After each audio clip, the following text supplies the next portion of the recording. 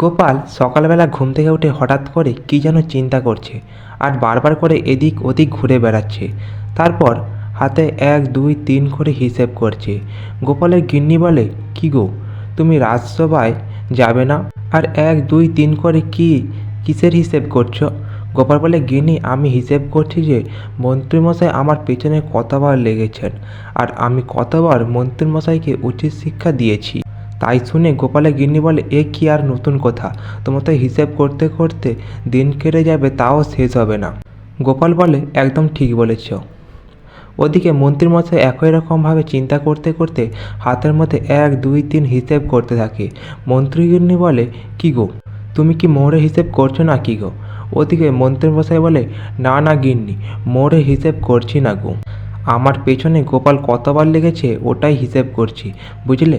সারাক্ষণ গোপাল আমার পেছনে লেগেই থাকে। মন্ত্রীমশাইয়ের গিন্নি বলে, লাগবে না, তুমি যেমন পেছনে লাগো তেমনি গোপালও তোমার পেছনে লাগে। ওর কি আর তুমি হিসেব ভুল শেষ করতে পারবে? তোমার তো আঙুলগুলিও শেষ হয়ে উঠতে পারবে না। এর ওপরে গোপাল তোমার পেছনে লেগে কত রাজামশাইয়ের কাছ থেকে মোহর আদায় করে নেয়। বলে, হ্যাঁ গিন্নি, এবারে একটা চিন্তা ভাবনা করেছি, গোপালকে এমন একটা অচেনা জায়গায় নিয়ে যাব, ওখানটা ওকে সাহায্য করার মতো কেউ থাকবে না। তারপর গোপালকে ওখানটা নিয়ে গিয়ে জব্দ করব। অমনি বলে তারপর রাজসভা শুরু হতে হঠাৎ মন্ত্রীমশাই বলতে থাকে বারবার করে, জয় ঠাকুর, জয় ঠাকুর, জয় ঠাকুর। রাজামশাই বলে, মন্ত্রীমশাই হঠাৎ করে এত ঠাকুর ঠাকুর করছেন যে? বলে, হ্যাঁ রাজামশাই, আমার খুব তীর্থে যেতে ইচ্ছে করছে, আপনি চলুন আর গোপালকেও নিয়ে চলুন, তাহলে আমরা তীর্থ করে ঘুরে আসবো। রাজামশাই বলে, ও মন্ত্রী ঠিক বলেছে, আমারও অনেক দিনের খুব ইচ্ছে ছিল। বলে, রাজামশাই সামনে পূর্ণিমা যে আসছে, ওই পূর্ণিমা ওই রামগড়ের জোড়া মন্দিরের ওখানটায় গিয়ে ঘুরে এলেই ভালো হবে। রাজামশাই, হ্যাঁ হ্যাঁ, তাই করলে তো হবে, কিন্তু গোপাল তো এখনো পর্যন্ত এলো না। তারপর বলতে না বলতে গোপাল এসে উপস্থিত। গোপাল বলে, রাজামশাই আপনি আমার নাম দিলেন, দেখুন আমি উপস্থিত হয়ে গেছি।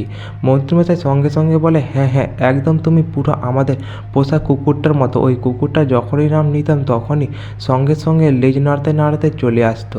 গোপাল শুনে মনে মনে রাগ করতে থাকে। ওদিকে রাজামশাই বলে, মন্ত্রী তুমি চুপ করবে? গোপাল, আমরা একটা তীর্থে যাওয়ার জন্য প্রস্তুতি নিচ্ছি, তুমি আমাদের সাথে যাবে কেমন? ওই সামনে পূর্ণিমা রামগড়ে যে জোড়া মন্দির দুখানা আছে ওখানটায় আমি, মন্ত্রী, তুমি তিনজনে মিলে যাব কেমন?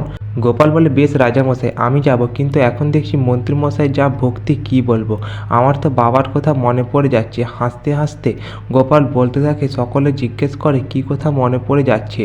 গোপাল গোপাল বলে, আমার বাবা বলতো, অতিভক্তি চোরের লক্ষণ।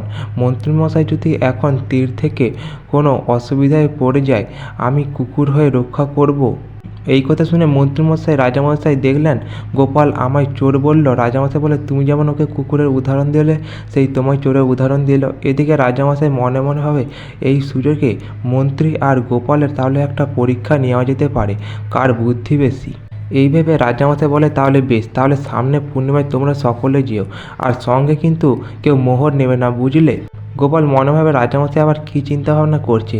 মন্ত্রীমশাই এক ধরনের চিন্তাভাবনা করছে, নিশ্চিত আমাকে ফাঁসানোর।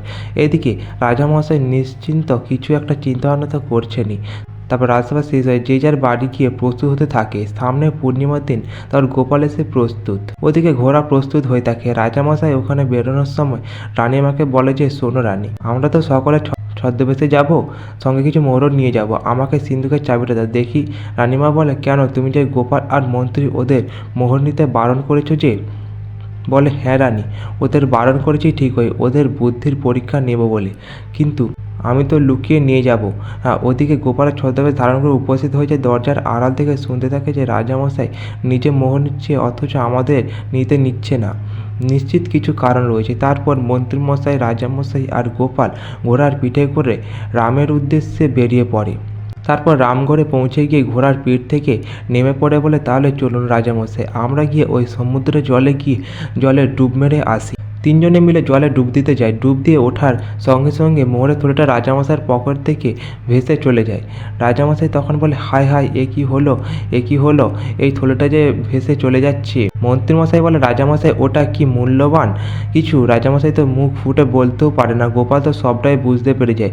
ওইদিকে মোহরের থলেটাও ভেসে ভেসে চলে যায়। রাজামশাই বলে, এই রে, ও দুজনকে কি জব্দ করতে গেছে, আমার মোহরের থলেটাও চলে গেল। ওদিকে তো মনে হয় সেনাপতি তো ঘোড়াগুলোকেও খুলে নিয়ে চলে গেছে। তাহলে যে কি করি? তারপর যখন রাজামশাই ওপরে উঠে গেছে, দেখে ঘোড়াগুলো নেই, সেনাপতি নিয়ে চলে গেছে। বলে, এখন যে কি করি? সেনাপতিদের বলে এসেছিলাম ঘোড়াগুলো নিয়ে পালানোর জন্য, ওদেরকে জব্দ করবো বলে, কিন্তু এদিকে মোহরের থলেটাও যে ভেসে চলে গেল, এখন যে কি করি?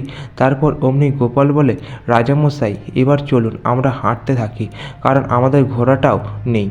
তারপর আর কিছু করারও নেই, হেঁটে হেঁটে যায়। রাজামশাই এত গরমের মধ্যে পা গরম হয়ে যাচ্ছে, মাথা গরম হয়ে যাচ্ছে। বলে, গোপাল আর হাঁটতে পারছি না যে। গোপাল বলে, কিছু করার নেই রাজামশাই, এখন তো আমাদের হেঁটে হেঁটে বাড়ি পৌঁছতে হবে, কি করবেন বলুন? রাজামশাই বলে, গোপাল খুব খিদেও পেয়েছে। তারপর বলে, চলুন রাজা মশাই মন্দিরে প্রসাদ খাবো। মন্দিরে প্রসাদ খেতে বসে গোপাল বলে, মনে হচ্ছে যেন গিন্নির হাতে ডাল ভাত খাচ্ছি। ওদিকে মন্ত্রীমশাই বলে, রাজামশাই এইবার তো আমাদের খাওয়া শেষ হলো, তারপর কি করা যায়? রাজামশাই বলে, গোপাল খুব ভুল হয়ে গেছে গোপাল, তোমাদের বুদ্ধির পরীক্ষা নিতে গিয়ে যে আমি নিজেই ফেঁসে গেছি। গোপাল বলে, রাজামশাই আমি সবটাই বুঝতে পেরেছিলাম। রাজসিংহাসনে বসে বসে যে আপনি চিন্তা করছিলেন যে কি করে আমাকে আর মন্ত্রীমশাইকে বুদ্ধির পরীক্ষা নেওয়া যায়।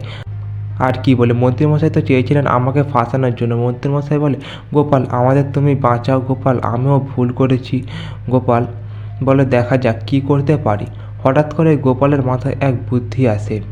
গোপাল তখন ওখানে একটা পড়ে থাকা মাটির কলসিকে তুলে নিয়ে এসে তারপর রাজামশাইয়ের পায়তলা থেকে ধুলোগুলো সব নিয়ে তারপর একটা কলসির মধ্যে নিয়ে বসে যায়।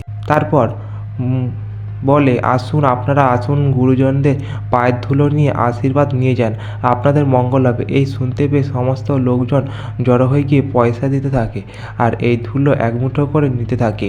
এই দেখে রাজামশাই মন্ত্রীমশাই তো অবাক। তারপর অনেক পয়সা জড়ো হয়ে যায়। তারপর রাজামশাই সকলে চলে যাওয়ার পরে রাজামশাই মন্ত্রীমশাই এসে বলে, গোপাল কি বুদ্ধি তোমার, তুমি পায়ে ধুলো নিয়ে এসে ধুলো সকলকে দিয়ে আশীর্বাদ দেওয়ার নাম করে এত মোহর কামড়ে নিলে। গোপাল বলে, হ্যাঁ রাজামশাই, বুদ্ধি থাকলে সব হয়। এবার চলুন আমরা একটা গরুর গাড়ি ঠিক করি, গরুর গাড়ি করে যাই। তারপর তিনজনে মিলে একটা গরুর গাড়ি ঠিক করে বাড়ির দিকে রওনা দিই। রাজামশাই মন্ত্রী বলে, গোপাল তুমি ছিলে বলে সত্যি আমরা বেঁচে ফিরে এলাম, নইলে যে সারা রাস্তা হাঁটতে হাঁটতে আমাদের আর খুঁজে পাওয়া যেত না। গোপাল, আর সত্যি তোমার বুদ্ধির কি তুলনা কারোর সাথে করা যায়? মন্ত্রীমশাই সমানে বলতে থাকে, গোপাল আর কোনোদিন তোমার পেছনে লাগবো না। এই বলে তিনজনে মিলে চলে যায় রাজবাড়ির উদ্দেশ্যে। তো আজ এই পর্যন্ত। গল্পটি ভালো লাগলে অবশ্যই চ্যানেলটি সাবস্ক্রাইব করে দেবেন এরকম আরও কিছু গল্প পাওয়ার জন্য।